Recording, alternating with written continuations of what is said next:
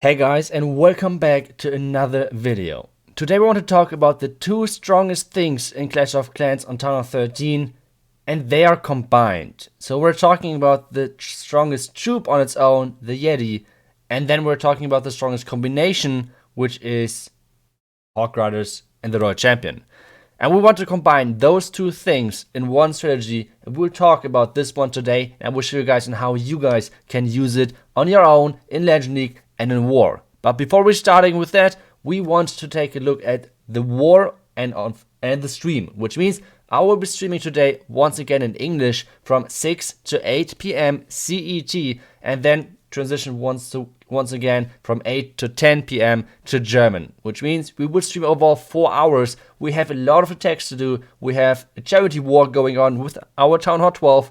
We have the Noobs MTV war going on with our iTzu, which means we have 2 accounts over here as well. And then we have the Carbon Fin birthday stream going on, which is a 50 versus 50 Townhall 13 match, and this is going to be crazy. And we have 2 attacks over there as well, which means this should be a crazy cool evening, which means make sure to tune in from 6 to 8 p.m. CET.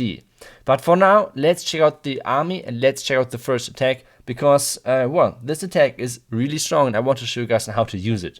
First off, it's the Yeti Kill Squad Hog Rider attack. So how do you use that? It's always the same army composition, always a jump, 2 rages, 3 heal. We have 6 Yeti, 28 Hog Riders, and of course a couple of wizards and archers to clean things up. The first thing is that you should use a ram as well to get your kill squad in. And in this ram, normally there should be 2 Yeti, 2 more Yeti, and a Valkyrie, just to get rid of, I don't know, like a couple of skeletons and stuff like this. The idea of this attack is to get rid of as many heroes as possible, and you want to go into the Town Hall as early as possible, because if you're taking out the Town Hall with your main push, then you can easily go for using the Warden for your main kill squad, which means you can most of the time use the Warden double the amount. What do I mean by that? Using that you can use the Warden twice basically is that you can use the Warden ability for your main push, for your Yeti kill squad. And the second thing is that you can use the Warden aura for your Hog Riders, which means they're getting a lot of more, they're getting tons of HP more, which they normally have. So this is like the ideal scenario which you have to go for basically. And the next thing is you always have your Royal Champion behind the Hog Riders, which is, like I said, one of the strongest comps in the game at the moment, because they're working so well together. The Hog Riders are tanking for the Royal Champion. The Royal Champion is always behind the Hog Riders because they work basically the same, but the Royal Champion is ranged, which means she will always stay out of danger as long as the Hog Riders are alive. So we are having our first triple for this one. We have our small Yeti mites jumping over the field and, well, causing a bit more damage. And, well, this was the first triple already. But I think we should mention a bit more about what do you go for with the Hog Riders? What is basically the order of spells for your main kill squad, for the Yeti kill squad? And what should you aim for in the end with that as well? Like, not only heroes, not only the Town Hall is important, there's a little bit more into that. And we will talk about that in the next attack, which is going to be the first of his 6-pack triple in War. And he did crazy well with that. So we should check it out for sure. So let's just jump into the War. And like I said, we will stream that today again from 6 to 8 p.m. The first one was on number 19, if I remember correctly. Yep, here we are, first attack, and this one is kind of like a trophy base as well. Like, at least it's a different style, like a combination of anti-3 and anti-2. I feel like sometimes. But this base is used kind of often in Legend League as well, so I thought it would be nice to check it out as well.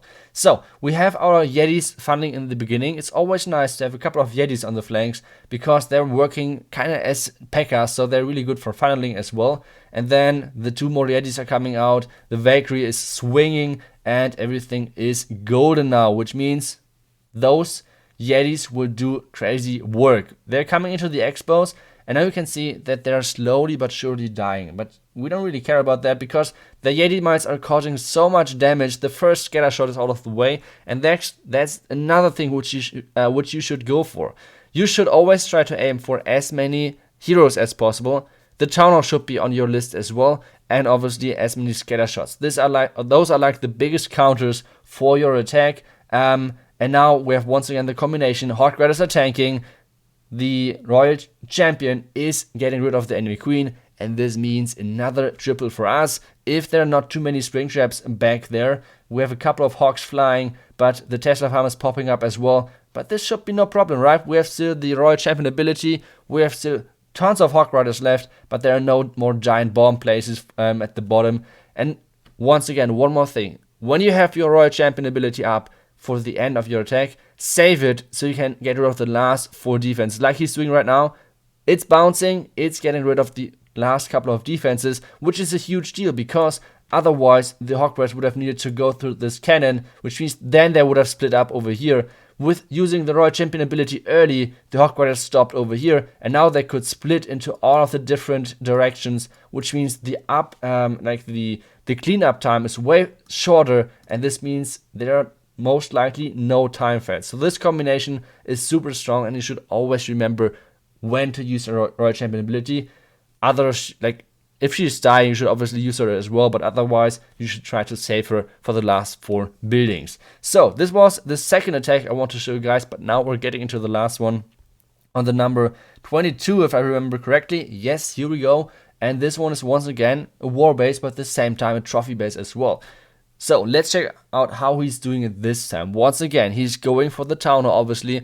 That's the main push, and then he's trying to find an angle where he's getting a lot of heroes as well, and even a couple of scatter shots. Most of the time, scatter shots are more important to take those out compared to Inferno Towers. Like, Inferno Towers are nice, but they're not bursting your hogs away, which means you can heal through Inferno Towers.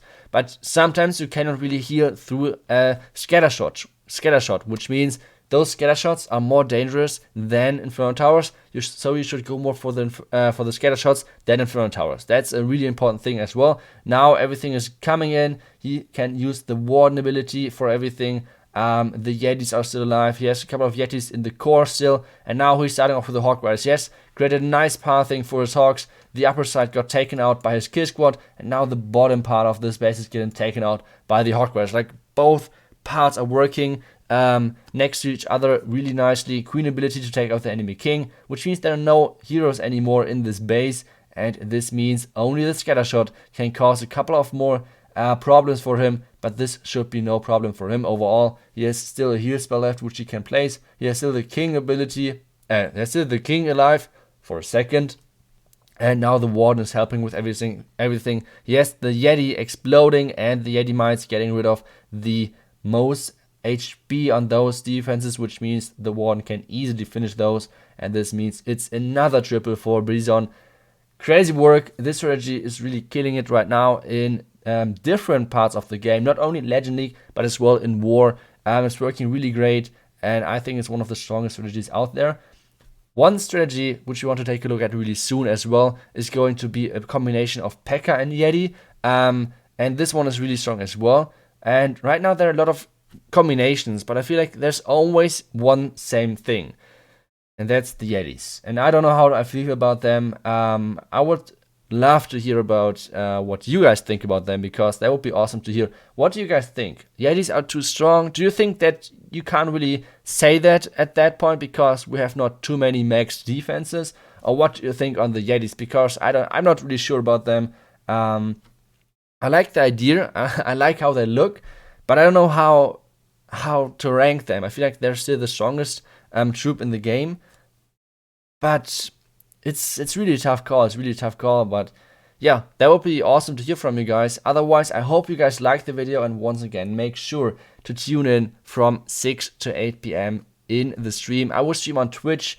The link for that is down below in the description of this video, and well, we should farm on this one as well. I feel like we have a couple of more wizard towers getting ready really soon. We have 3 wizard towers already set up, and as soon as this base is maxed, I would for sure test a couple of strategies on that to show you guys what are the best strategies at the moment against max bases. But I feel like the reason why I'm showing right now non-max bases, or like gameplay on non-max bases, and once again would be awesome to hear feedback about that, I feel like there are not too many max bases out there yet, which means if I show you guys the best strategies to triple max bases, there's no reason for that, basically, because sometimes the best army to triple non-max bases might be a different one than being able to completely wreck maxed out bases. So that might be sometimes different armies. So I want to show you guys how you can triple the bases which you're facing. I don't think that there are too many max bases out there, which means too many of you guys will probably face max bases. But